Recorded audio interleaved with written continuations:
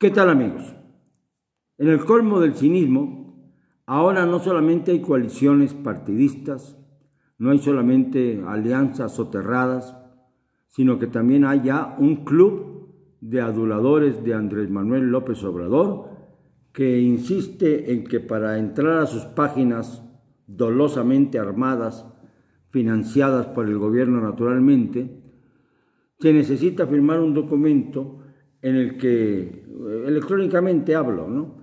En el que, por supuesto, la persona que se interesa entrar a esa página, a esa alianza de youtubers aduladores, tiene que aceptar que no va a criticar al presidente, que no le va a hacer ningún señalamiento, ninguna injuria, mucho menos, que todo va a ser señalamiento constructivo. Nada más que ellos se arrogan la facultad de señalar cuáles son los elementos constructivos y cuáles no lo son. Así de fácil y sencillo. Lo que no le convenga oír al presidente, lo que no le convenga que se hable al presidente, entonces esto es no constructivo. Lo que halague al presidente, lo que lo motive al presidente, lo que haga de la Cuarta Transformación un mito mayor, eso sí se va a admitir en las alianzas de los youtubers aduladores. Así están las cosas en nuestro país. En una época en la que se olvida cómo se criticaba al mártir Madero en su momento, cómo se cuestionó al general Lázaro Cárdenas del Río, también en su época. Ahora parece que el señor López Obrador se dice el mártir mayor de la vida nacional de nuestro país a través de la historia, y no es más que un mentiroso. Un mentiroso porque ni siquiera puede sostener el hecho de que él sea el más criticado, porque no ha sido.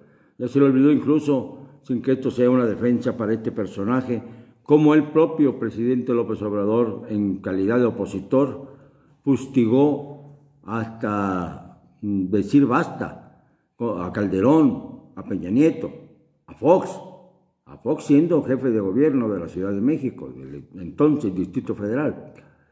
Y que, por cierto, el presidente le sigue llamando Distrito Federal cuando ya es Ciudad de México.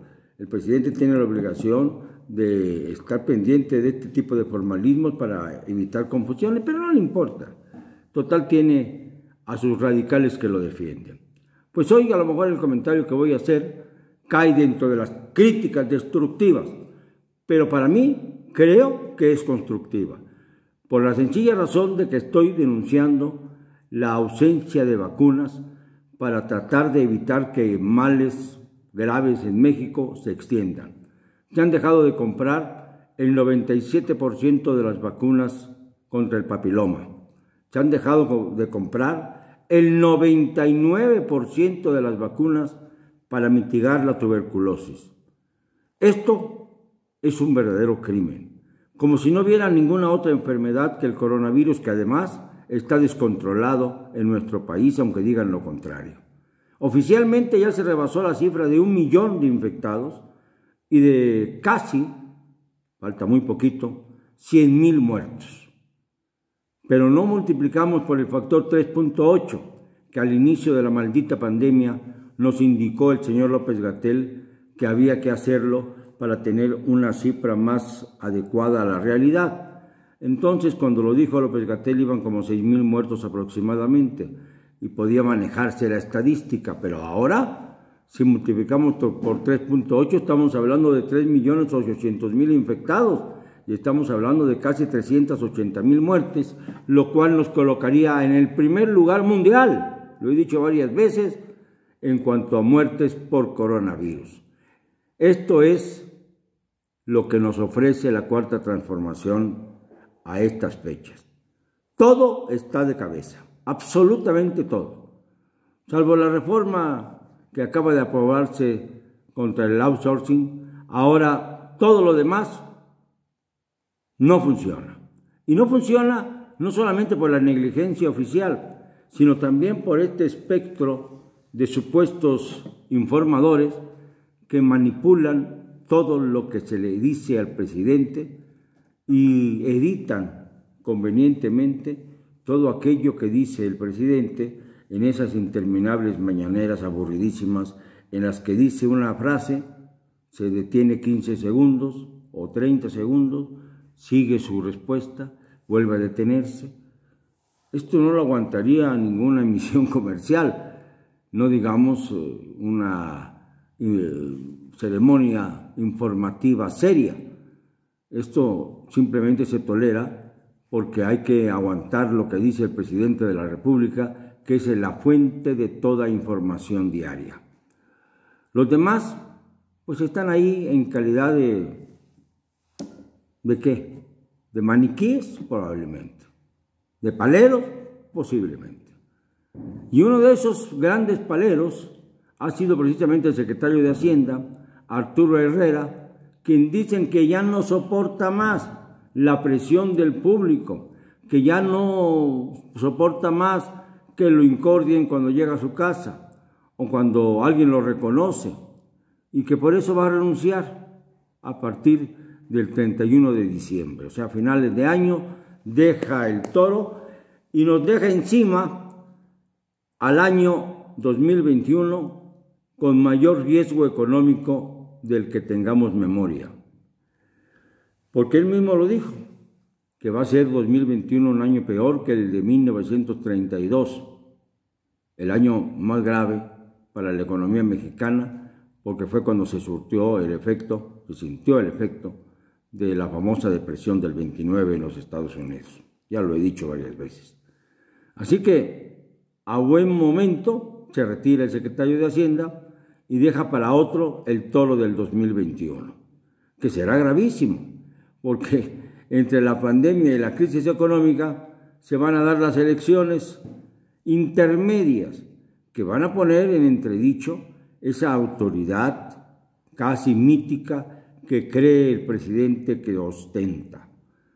Y se va a dar cuenta de que en democracia, aún con los controles que él quiere tener sobre el Instituto Nacional Electoral, aún con todo eso, los votos cuentan, uno por uno, y que si no cuentan y volvemos a la era del fraude, será porque se ha recrudecido el presidencialismo autoritario, ese que creíamos extinto y que ha vuelto con mayor fuerza con esta perversa cuarta transformación.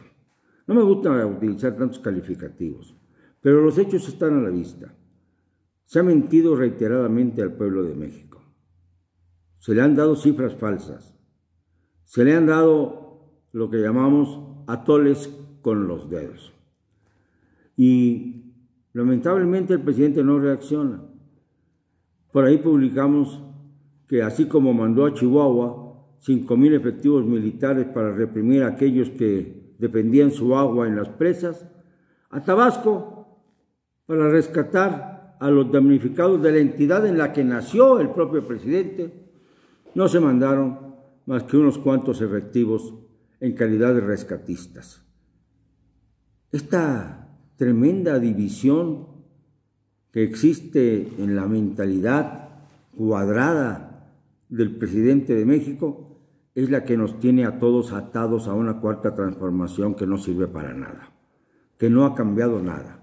¿O ustedes sienten alguna diferencia entre lo que vivíamos en 2018 y lo actual? Sin ir a la demagogia y al pretexto de que la cabecita de algodón y que cosas por el estilo. La realidad, ¿han sentido alguna mejora en estos 2 años que ya se cumplen en unos días para iniciar el 3er año de gobierno de Andrés Manuel López Obrador? ¿Hay de verdad algún aliciente que nos permita respirar un poco mejor a todos los mexicanos? ¿O estamos en una peor situación? Y no todo es por culpa de la pandemia, hay que aclararlo, porque aún en la pandemia se podría haber mitigado el efecto de la misma, como se ha mitigado en muchos lugares de Europa y de América, en donde, por ejemplo, ha habido muertos, sí, pero se ha logrado contener el efecto expansivo de esta terrible enfermedad, cuyos contagios son tan fáciles y tan rápidos de obtener. Lamentablemente, en México se olvida lo principal para irse por lo superficial. Y en este momento ahora mismo, cuando les estoy hablando, hay muchos cementerios abiertos, hay muchos hornos crematorios funcionando, hay muchas enfermedades olvidadas, hay muchos niños con cáncer que claman por medicinas, hay muchos adultos enfermos que también desean ser atendidos, aunque estén en el final de sus existencias.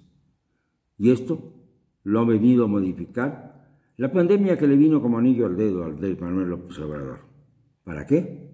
Para justificarse socialmente, para hacer aparentar que tiene intereses en la vida de sus gobernados, cuando no es así, y lo ha demostrado fehacientemente y recientemente en Tabasco, en su tierra, en su cuna, y ni qué decir de Chiapas y Veracruz.